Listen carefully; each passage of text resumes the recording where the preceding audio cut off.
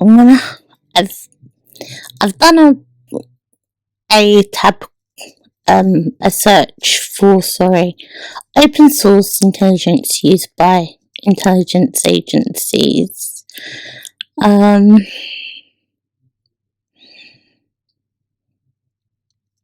see what they've got there.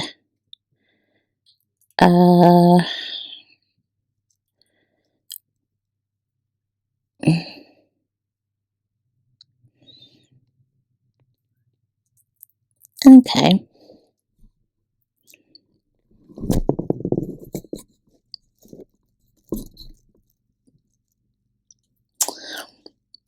Section 6, so this would be for the army, maybe.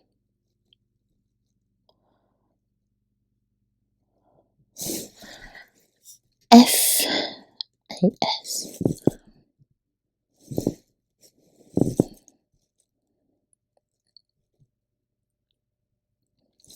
Federation of American Scientists. Okay.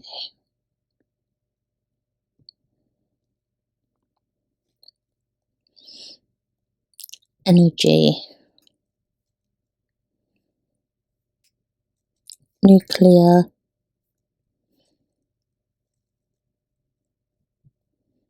Okay.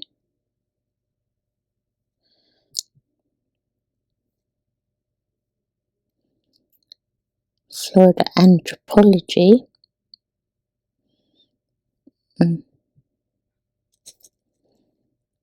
I think it's that Federation of American Scientists.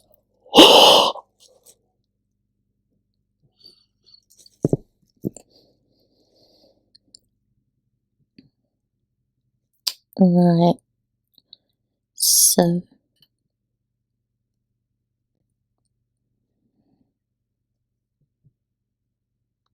Yes. Okay. And this was in 1996. Alrighty then.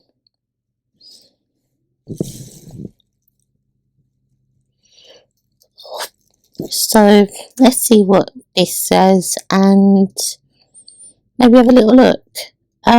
Section 6, Open Source Collection. Introduction. This section examines the threat posed by the growing availability of information to US adversaries through open sources. What open source information is publicly available information in print or electronic form. It may be transmitted by radio, television, and newspaper, or it might be distributed through commercial databases, images, and drawings. US adversaries have always used open source collection to some degree. The openness of US society and the wealth of technical, scientific, political, and economic information available through the media provides US adversaries with a wide range windfall of intelligence. Information has traditionally been extracted from technical journals, trade magazines, congressional documents, government reports, periodicals, newspapers, and legal documents.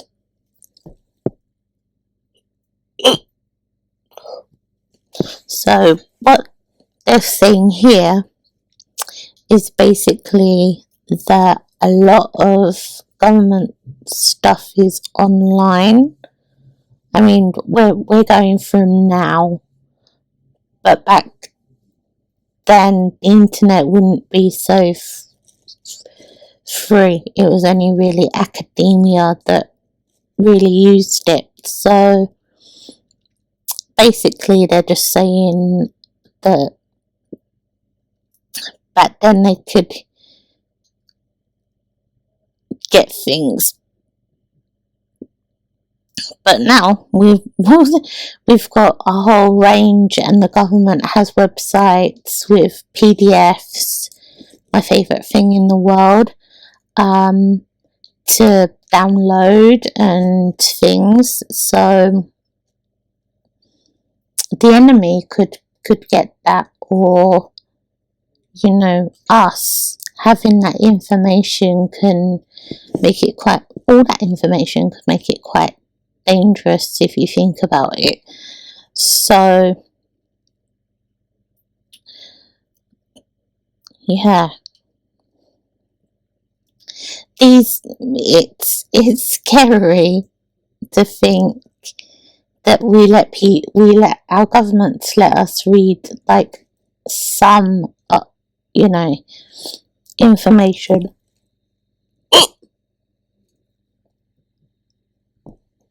and while they're letting that out, other people could be reading it, and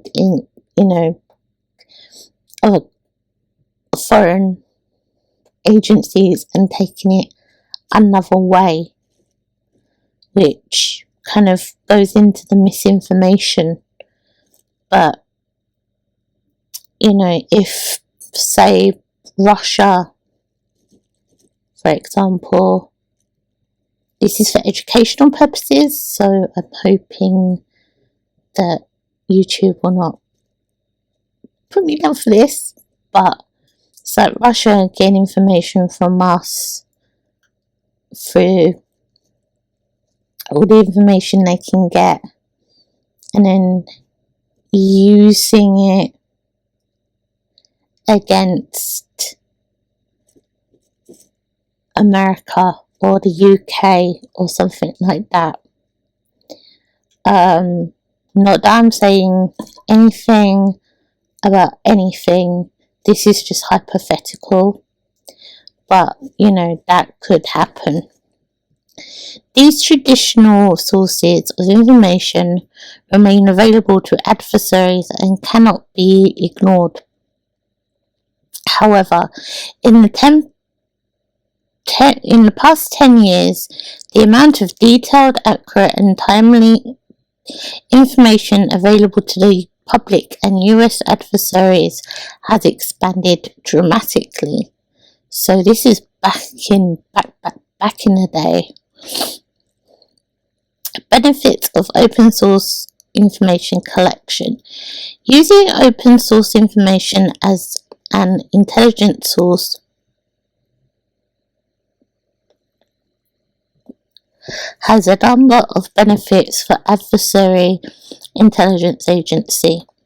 The information is relatively cheap to obtain and makes up the greatest volume of information accessible to an intelligence collector. Collecting open source material is legal in the majority of instances, and the collector is not subject to danger of prosecution or espionage. Frequently, it is possible to derive sensitive information by aggregating and comparing data concerning a particular activity or facility. The type of information that are useful in such instances include technical journals, newspapers, articles, maps, photographs, budgetary documents, environmental declarations, lawsuits and advertisements requesting services or offering employment. A distinct advantage of open source information is that it may be the most timely and accurate information available. So here they're saying,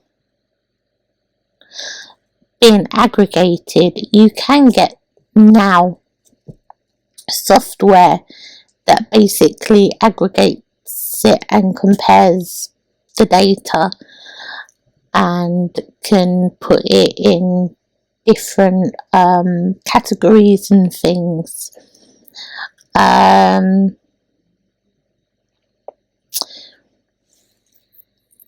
And as I said before, sort of foreign countries can take these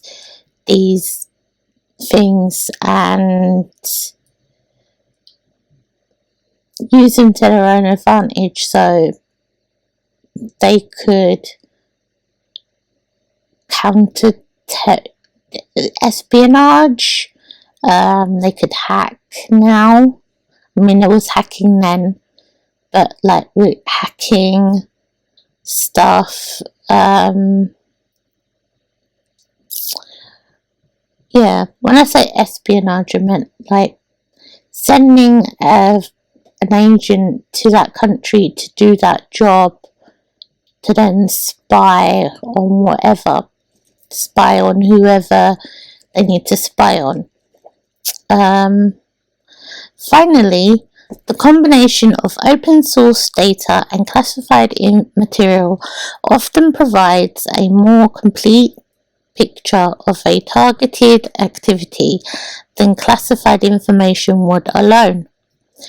However, open source material also have some disadvantages. For example, an adversary may intentionally plant information in the media as part of a deception program. As I said, they may cause misinformation, and we know misinformation is a really bad thing.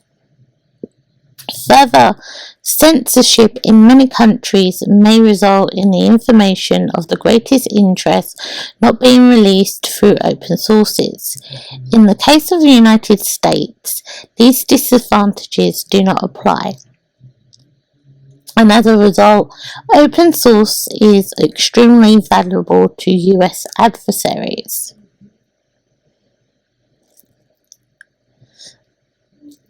And I'm going to say also, there's also the Freedom of Information Act. So you can easily ask for information from your police, government, and things like that. And I tried it once, but they didn't give me the information. Pretending they didn't understand what it was. But yeah. Yeah, another word for we're not going to provide you that information. But yeah, you can get information from that. And some of them make you pay, some of them don't. And like, you can get information from the FBI now, from their vaults. I think you can do it with the CIA as well. So, you know, if a spy is maybe working, in America, and they've changed their name and and they've got their passport, which would be a diplomatic one, which means that they can go anywhere, and yeah, it's like a special passport that allows them to go without being so yeah, and they're in America, and they're like, oh yeah, I need to, so they could easily just, you know, Freedom of Information Act, especially if they've been there for a while, you know. I'm not sure if you can ask for things of the FBI from another country, but if you can, then how many of them have other countries asked for as well? Okay. And when I was talking about the passport, sorry, I meant that they're immune, also that it won't show up anything on their database unless they do something that does flag up. But it's hard to explain. I'm not very good at explaining stuff. So, the changing nature of open source intelligence. The advent of cable news networks, CNN, and other near real-time information services has increased the quantity, quality, and timeliness of information available from open sources. Detailed information on the activities of the United States government, the military services, and private sector can be obtained from news services, television, online databases, electronic bulletin board systems, BBS, and a wide range of specialized publications available in full text from online services. The ubiquity of this effort and the value that has adversaries place on this type of information is illustrated by the Persian Gulf War. Television crews covered every aspect of the ground and air war in the Persian Gulf region. After the war, it was revealed that the Iraqis used CAN coverage as a near real-time intelligence system, which they used to obtain political and military information. Since that time, it has been alleged that Iraq has begun a program to train intelligence officers to gather information through the internet. Yeah, see, I can imagine that they probably do get things from the news as well. Not only is desired information readily available, it is relatively inexpensive to access, and in many cases has already had some level of analysis performed by a news agency, bulletin board operator, government body, or university.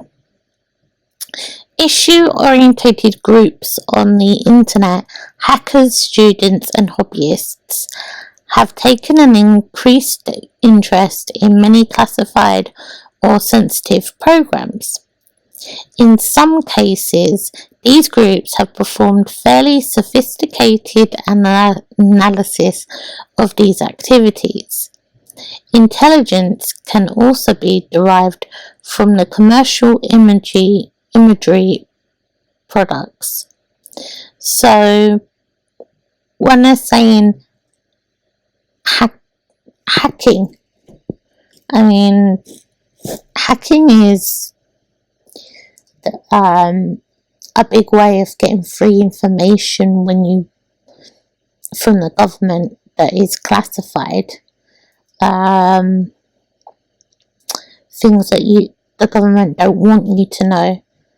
And I imagine now there are parts of the army and all the intelligence agencies that are basically training agents to do the same thing. So, yeah.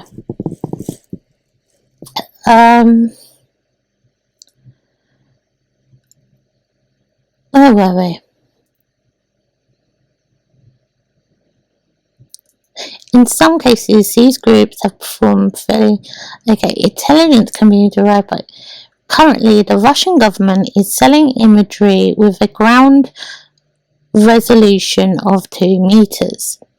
With the advent of a new generation of commercial imaging satellites that will become operational within the next 2 years, imagery products with 1 meter in resolution will become available.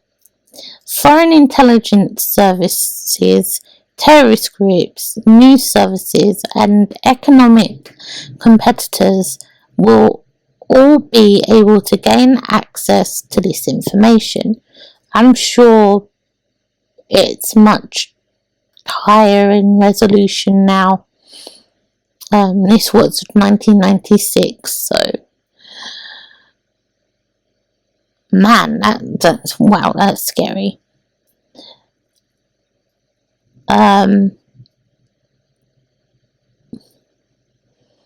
Because we know that they put a lot of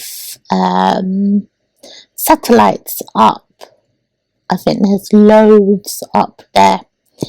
So just imagine how much information them satellites have. Wow. Okay. The threat posed by the growing availability of information is increased by the availability of improved analytical workstations and software tools on the commercial market. Expert systems are able to quickly examine raw computerized data and extract information pertinent to establish search parameters.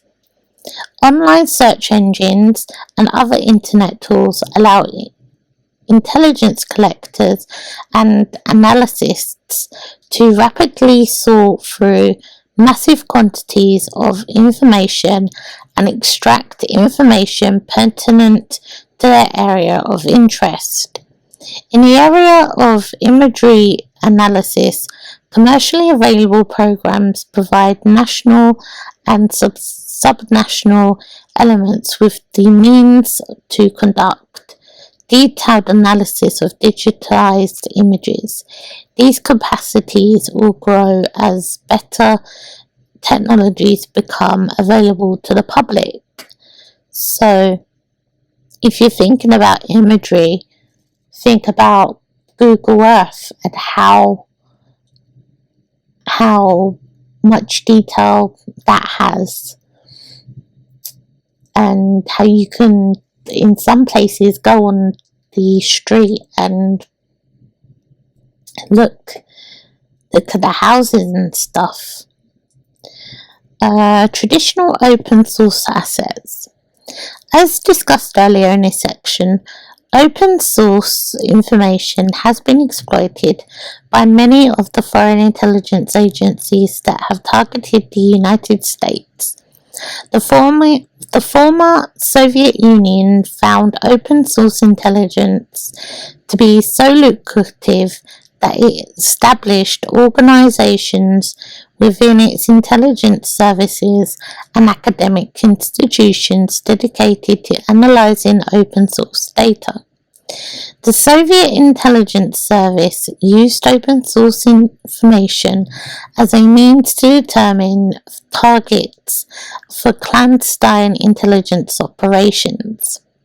For example, it is believed that the Soviets first became aware of the stealth fighter program and the signals intelligence satellite program by exploiting open source information.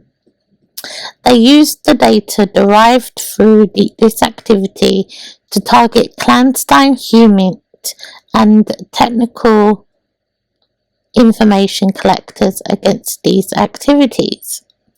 The Soviets also saw open sources as valuable for gathering information on political, military, scientific, and technical and economic matters.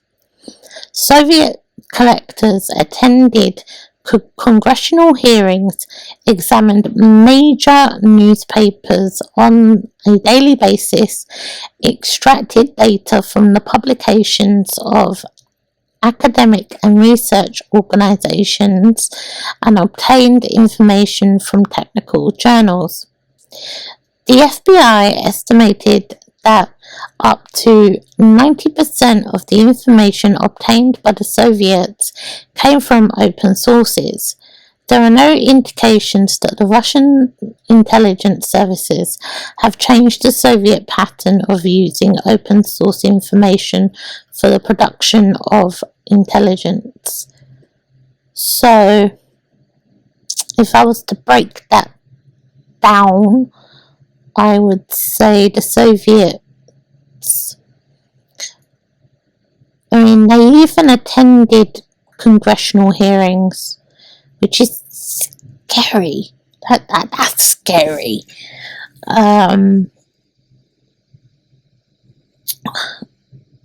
Publications of academic and research organizations. Now, when I say the academic and research organizations, were they the free ones or the paid ones? Because now there's you can also go on these sites by being part of a university or a workplace that is connected to these journals. So it's kind of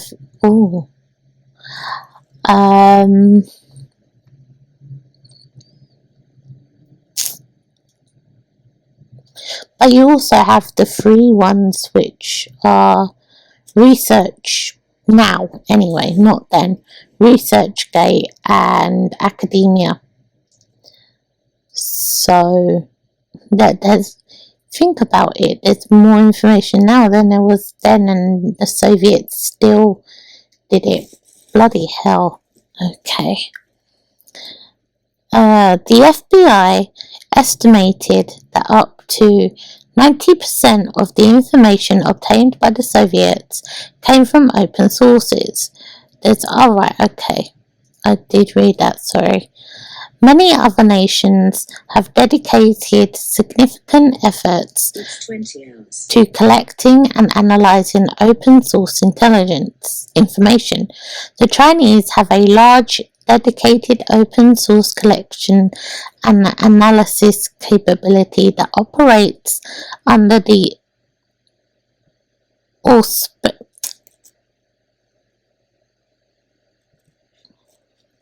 Sorry, I'm gonna have to get my favorite speech. Auspices of the new China News Network, NCNA. Oh wow, they were even doing it back then. I thought I had a drink. Okay. The NCNA monitors over 40 foreign news agencies and 30 foreign broadcast facilities to provide China's leaders with information on world politics, economic, and military trends. The Chinese government also uses 6 research institutes to gather and analyze open source information and provide Chinese leaders with assessment of these areas of interest.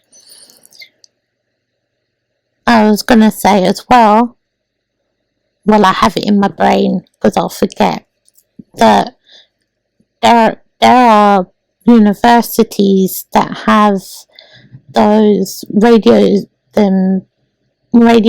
that can hear all from the military ships and things like that, the police, and all kinds of places.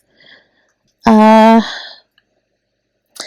German Federal Intelligence Service, BND, also uses open source in collection to gather information on the United States.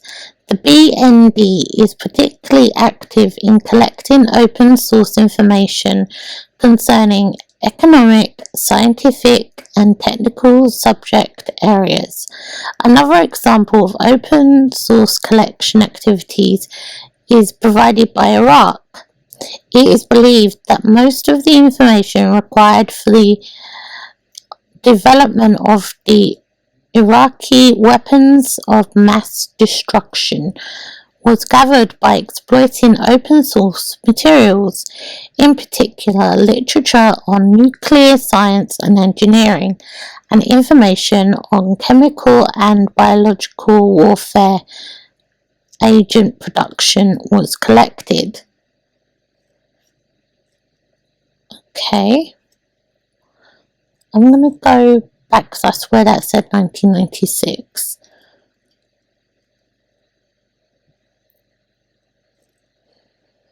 Yeah, 1996.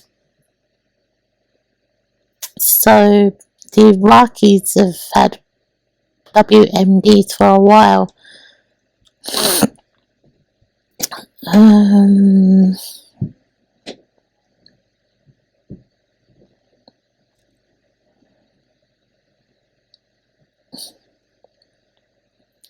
The freedom, I'm ahead of the thing. The Freedom of Information Act provides another important method for collecting open source material. US adversaries have used FOIA requests to obtain information from government agencies that has provided valuable intelligence on economic policy, insights into proprietary technologies, and information concerning intelligence and military operations. This information has also been used to identify classified activities. Electronic databases. The number of electronic databases available to the public has grown dramatically in the past few years and will likely continue to expand. The information available through them has also expanded and includes a vast quantity of data on political, technical, economic and military topics that would be valuable to an adversary. Foreign intelligence services have realized the value of the databases and are exploiting them for intelligence collection. There are substantial incentives to do so. For example, the Soviet Union has long targeted the Department of Energy's national laboratories because of their emphasis on the development of advanced technologies, many of which have military applications.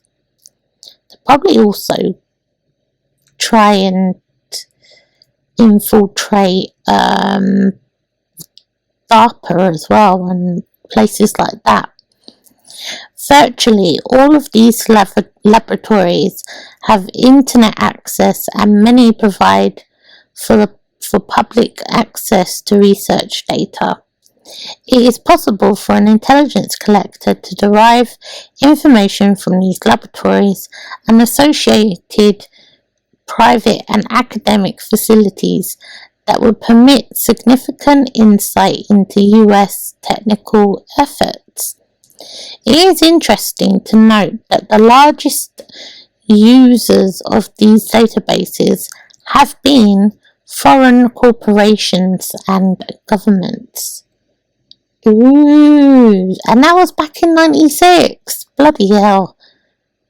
I bet there's a lot more now. A number of nations have engaged in gathering open source information through electronic databases.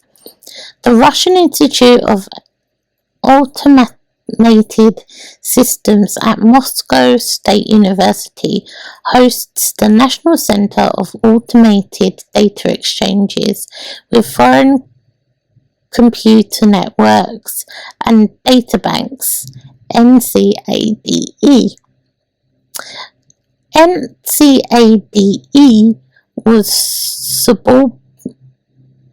subordinate to the KGB, and they've changed their name now, and is now believed to play a central role in SVR. What's SVR? Soviet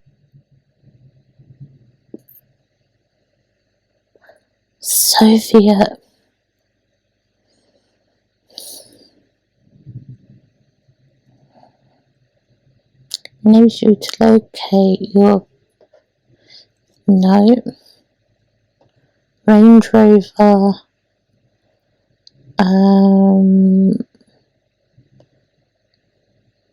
Foreign Intelligence Service. Okay, good to know for the Russians.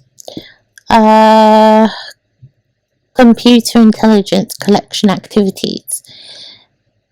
MCADE has direct access to data networks in the United States, Canada, the United Kingdom, and France, and is a client of several online databases. These databases include the U.S. Library of Congress, the LexisNexis Data Service, the U.S. National Technical Information Service, the British Library, and the International Atomic Energy Agency, and that's in 96. Wow, they're probably like everywhere now. The Russians have also established direct connection with internet service providers such as CompuServe. What the hell was that?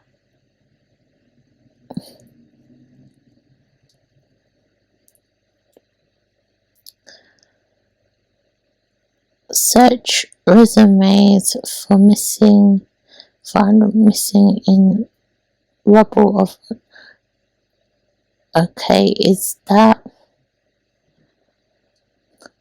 information service, also known as its initialism CIS, was an American online service provider, the first major commercial one in the United States, described in 1994 as the oldest of the big three information services. The others are Prodigy and American Online, so it'd be AOL. It dominated the field during the 1980s.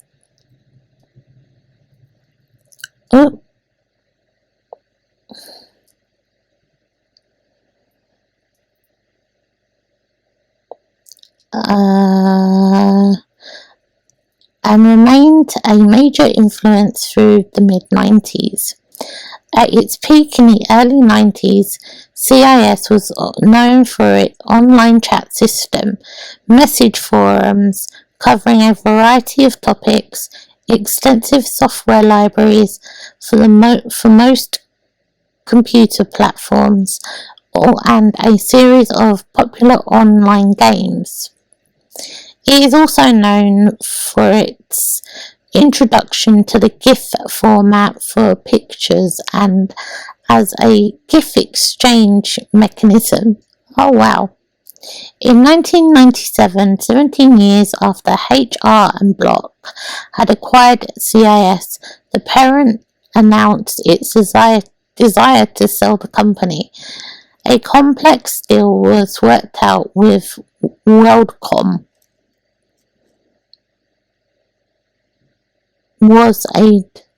Okay, yeah.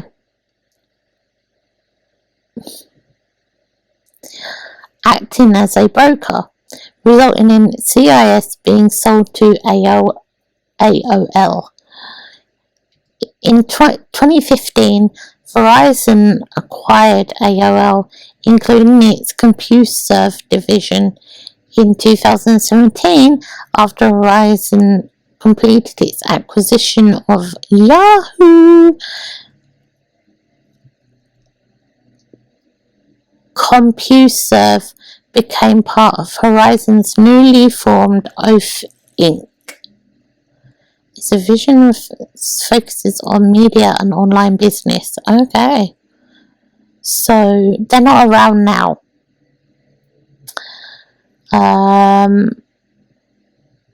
as a subsidy of the Golden United Life Insurance.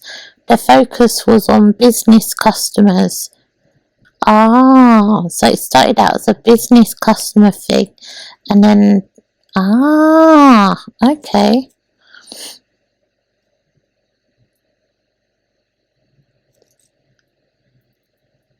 I'm going to put that away, and I'm going to put that away.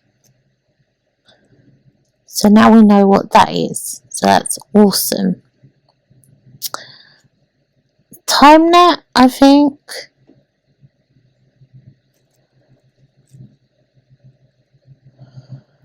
Now we've got to look at this, which was an international data communications network headquartered in Cupertino, California, that used virtual core package switch technology and X.25 SNA, SDL, BSC, and interfaces to connect host computers, servers at thousands of large companies, educational institutes, and government agencies. Okay.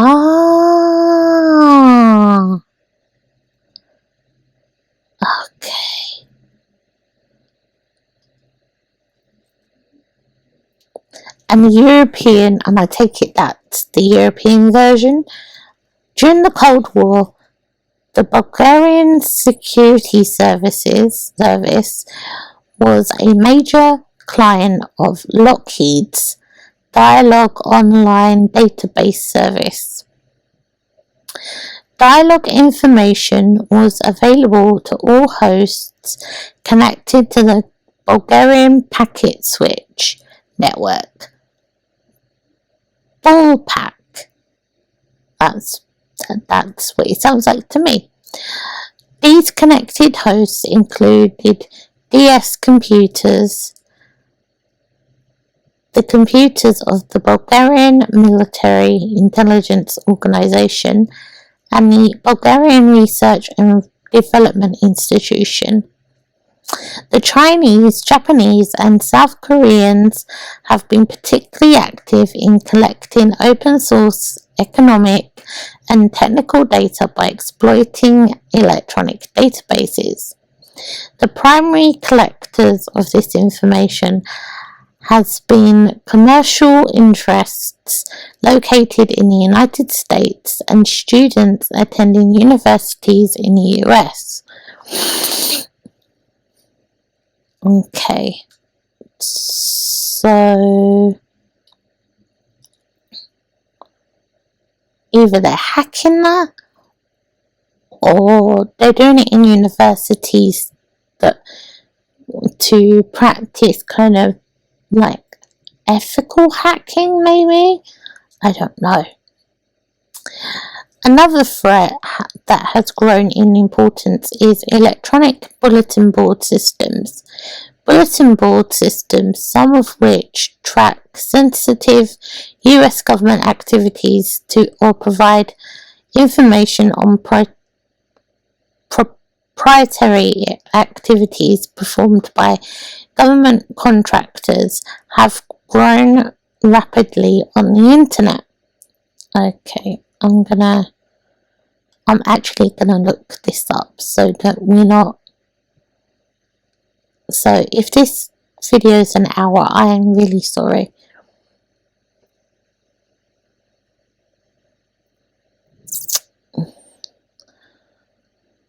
Okay.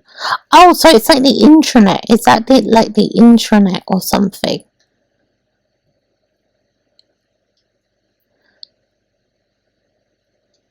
Also called computer umbilical, is a computer server running software that allows users to connect to the system using a terminal program.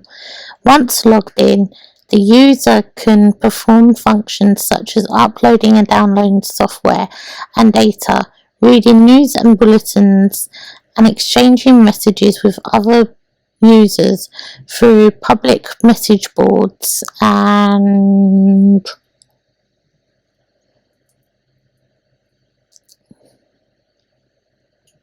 sometimes via direct chatting.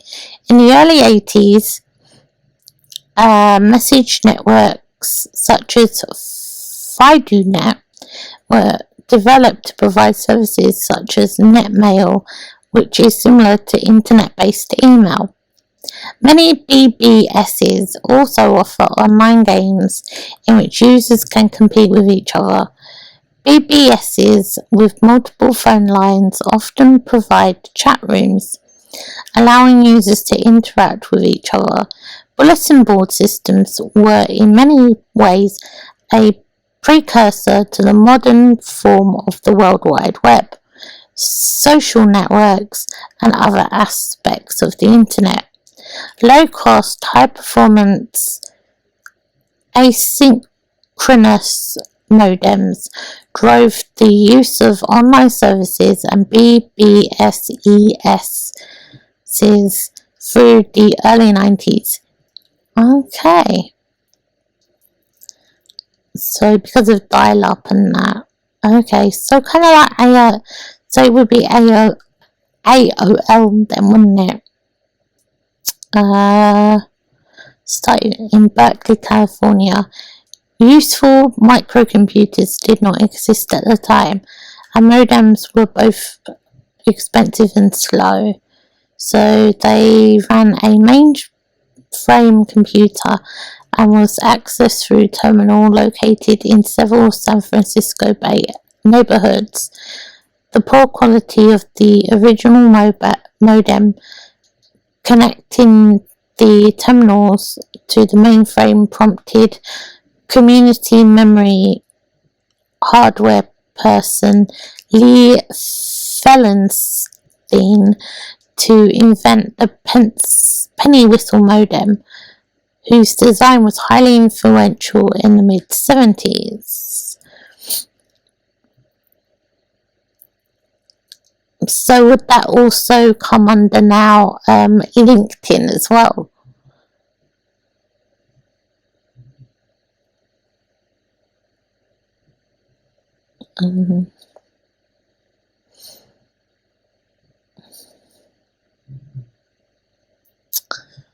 I'm just seeing that are typically hosted by third-party companies in commercial data centers. BBS computers, especially for small boards, were typically operated from the system operator's home. As such, access could be unreliable, and in many cases, only one user could be on the system at one time. Only larger BBSs with multiple phone lines using specialized hardware and stuff could host more remote access. The ubiquitous Commodore 64 was a common platform in the 1980s. Popular commercial BBS programs were Blueboard, IVBBS, and Color 64. Oh wow! I used to have a Commodore 64 when I was younger. I loved playing on that. Although it did take a long time to actually load anything. You could have a cup of tea and your dinner and it would load by then.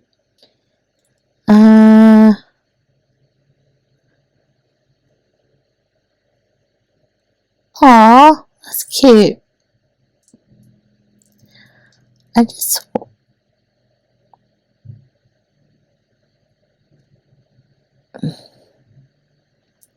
Oh, so that would be like Pirate Bay now.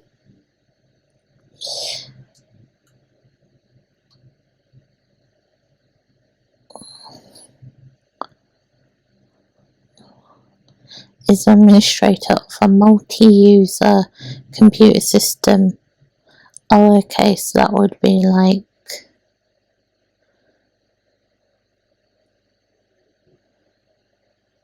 internet forum, internet chat relay, text board, things like that. Okay.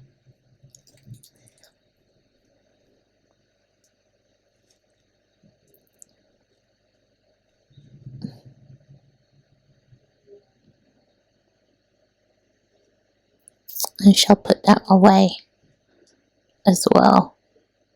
How and why to make a create. Once you have your content ready, add it to a playlist.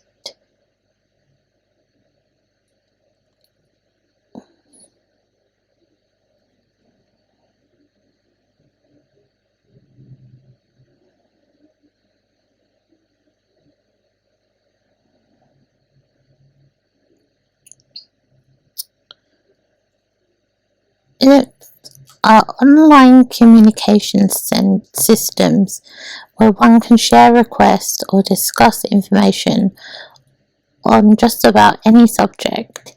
Email is a way to converse privately with one another, with one or more people over the internet.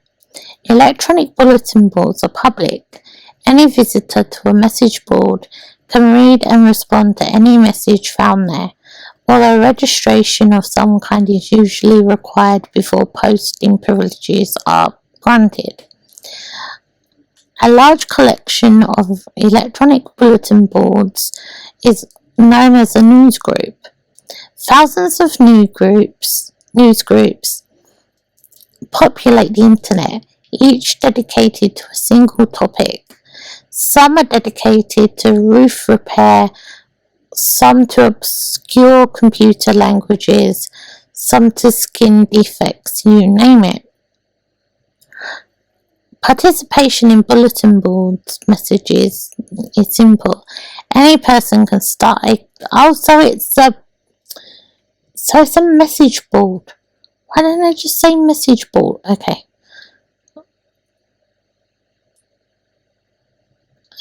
Okay. So basically message boards. I'm gonna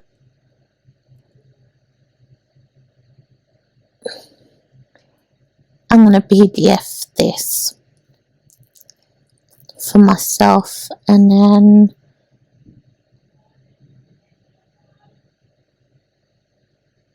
we'll be back in a minute.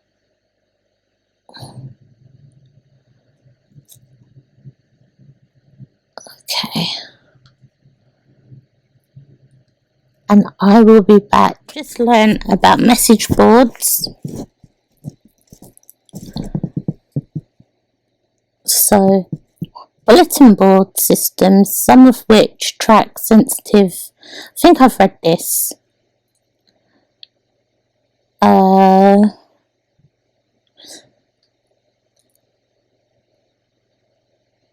Use consistent control.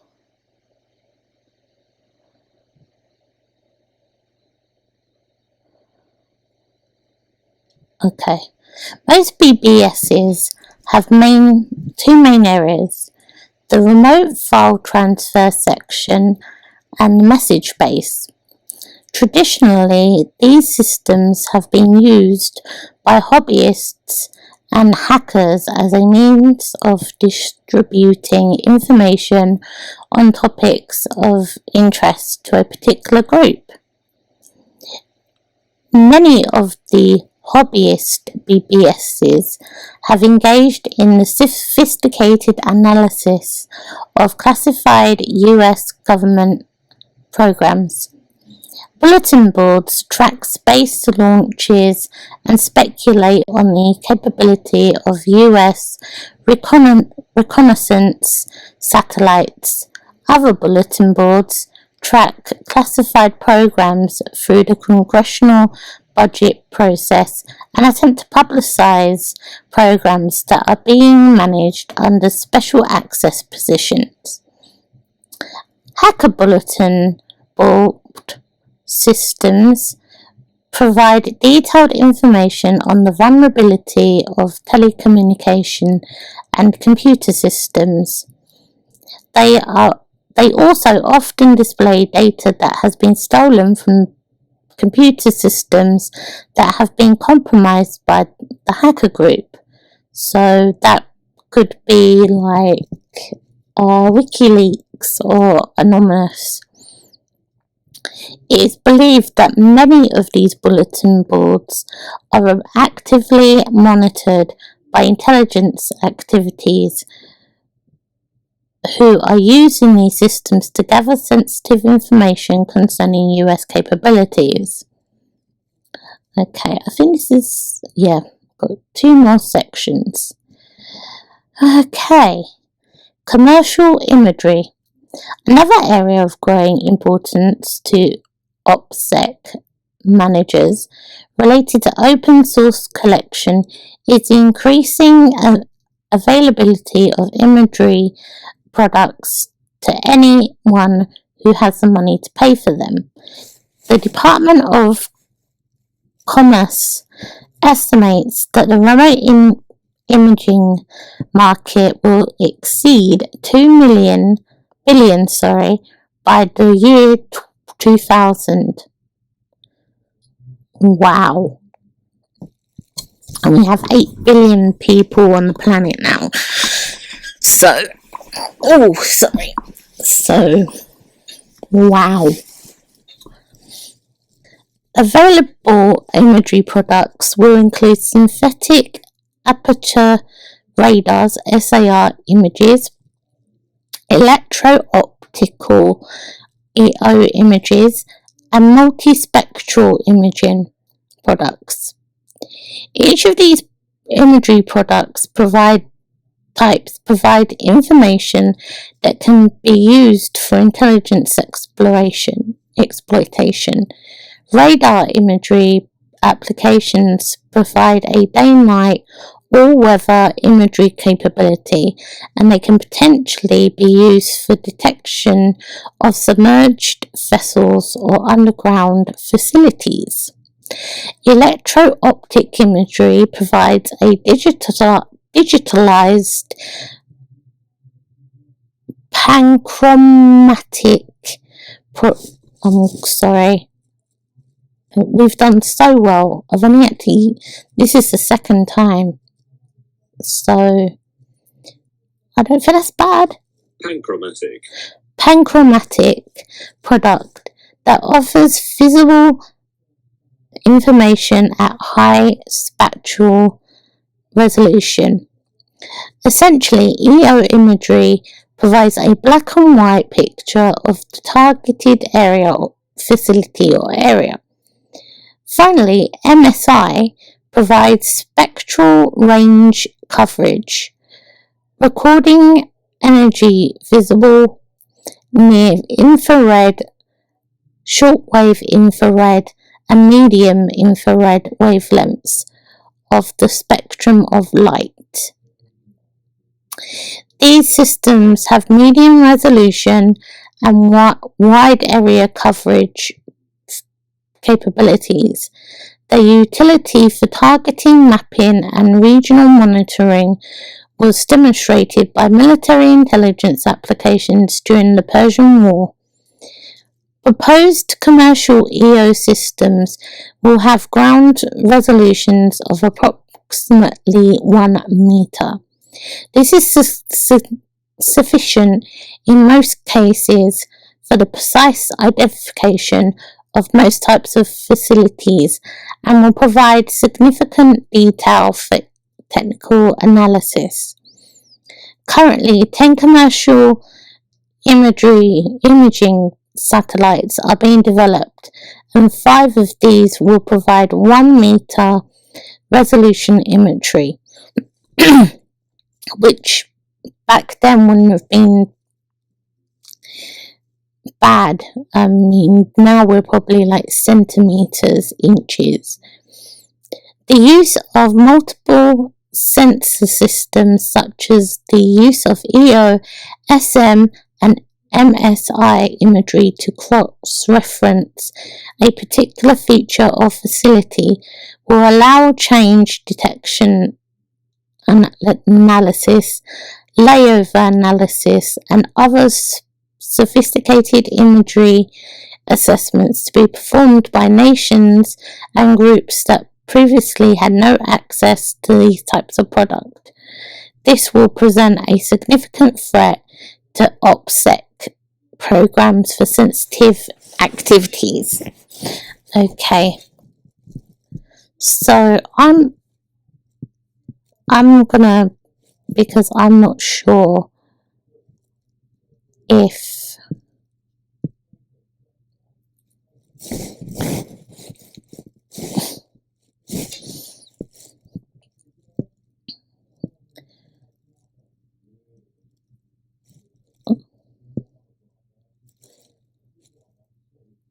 okay.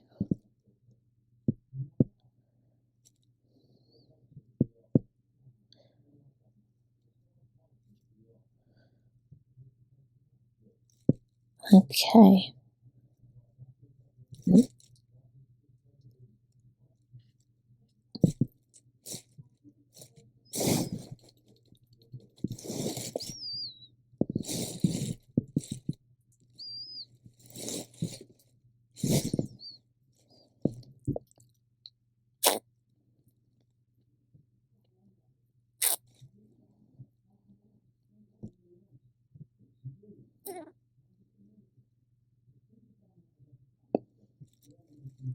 Okay.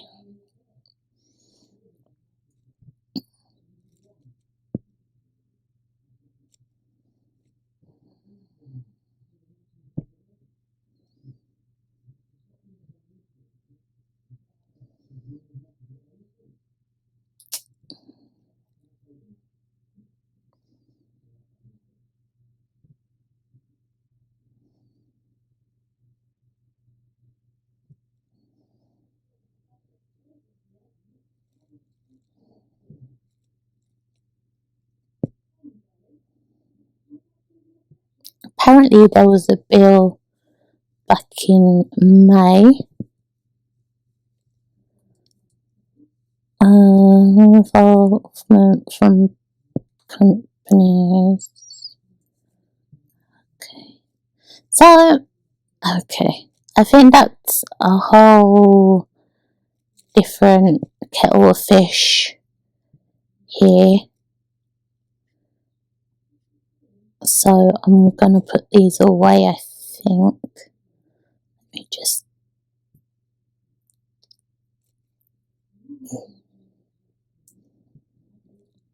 do this like that.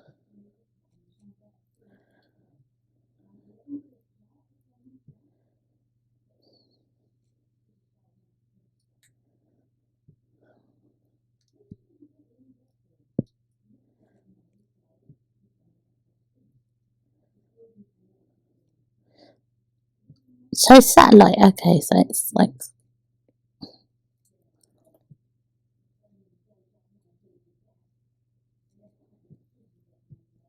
hold on.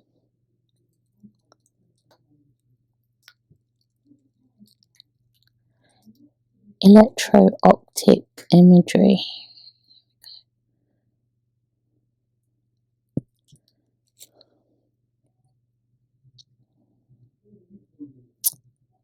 Ooh. Okay.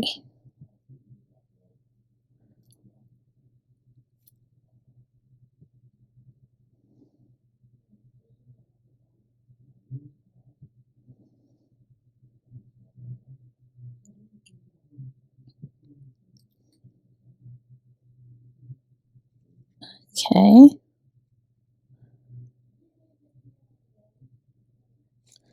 So, okay, so it's saying it comes from the satellite and then it goes into the process of raw,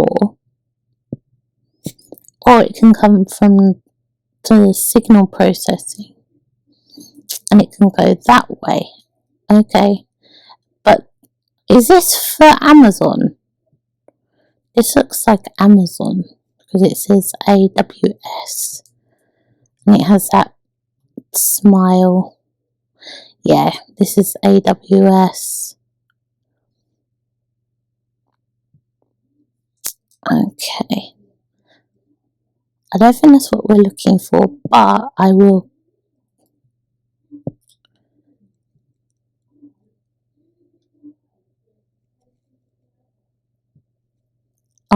put this away because it's going to get in the way. I'm going to get confused, you're going to get confused, and it's going to be a party of confusion, We don't need a party of confusion. What is?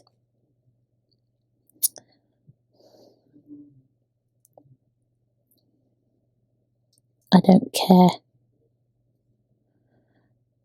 EO/IR electro-optic infrared systems are imaging systems used for military or law enforcement application. Oh, so do they mean like the helicopters that can see, that go over your head and go over my head here, and basically, oh, okay, I know what that is now. Okay, that is awesome, because that didn't explain very much, but this explained it very well, and I'm happy. Right, so you know the helicopters that track like traffic and police chases and things like that. That's what they're talking about. Like things like that. And we'll go on images, we can see.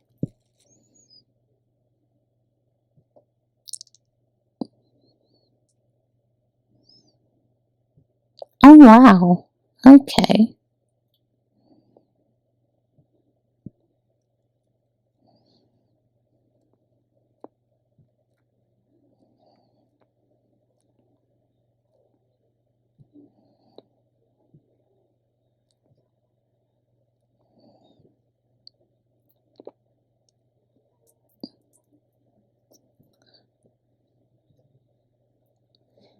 These images, wow, there is like so much.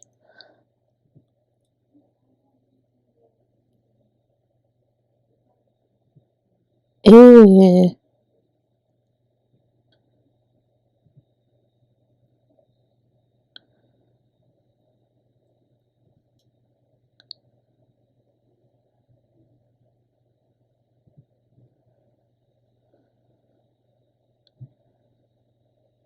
Okay, I think I get it now.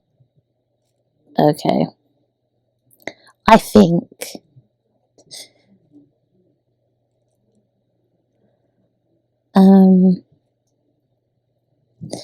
Okay.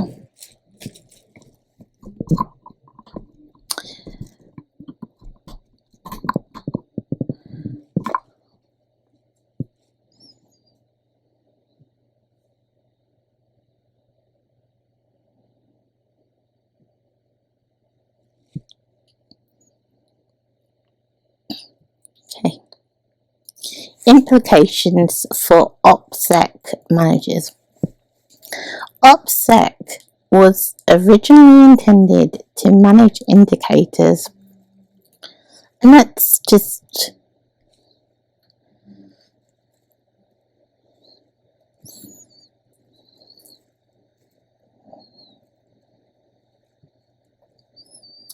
operations security. Okay, so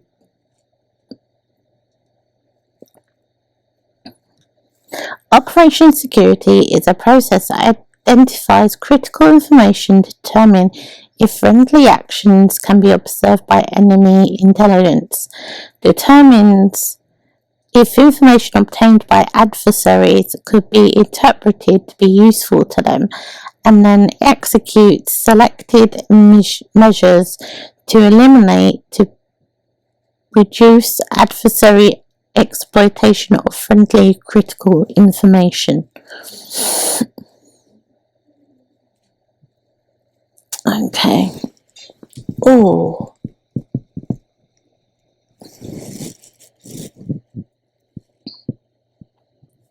In a more general sense, OPSEC is the process of protecting individual pieces of information that could be grouped together to give the larger picture, the bigger picture, called aggregation.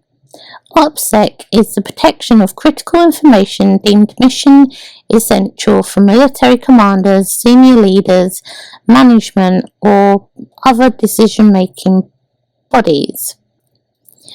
The process results in the development of countermeasures, which include technical and non-technical measures such as the use of mail encryption software, taking precautions against eavesdropping, paying close attention to a picture you have taken, such as items in the background, or not talking openly on social media sites about information on the unit, activity, or organization's critical information list. It was coined in the United States military during the Vietnam War. Okay.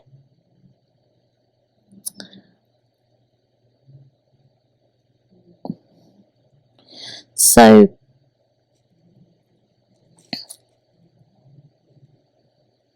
that was useful, and I do actually want to do a video on this as well. So that'd be really cool.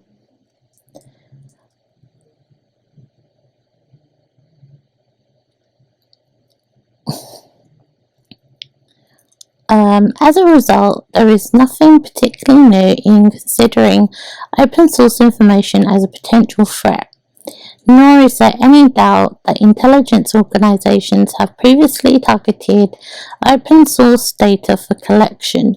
What has changed is the amount of data that can be accessed and the ease with which it can be gathered and categorized.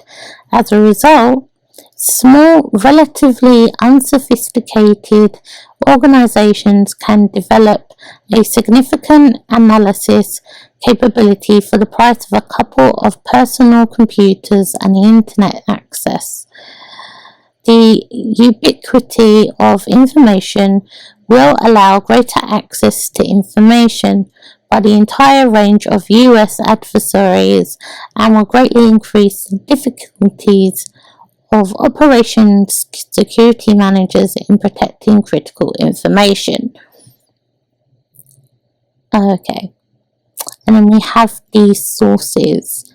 And what I'm going to do is I'm actually going to try and find these sources so that I can then put them in the PDF down below. But this bit's done for now, and I will speak to you in the next one. Bye!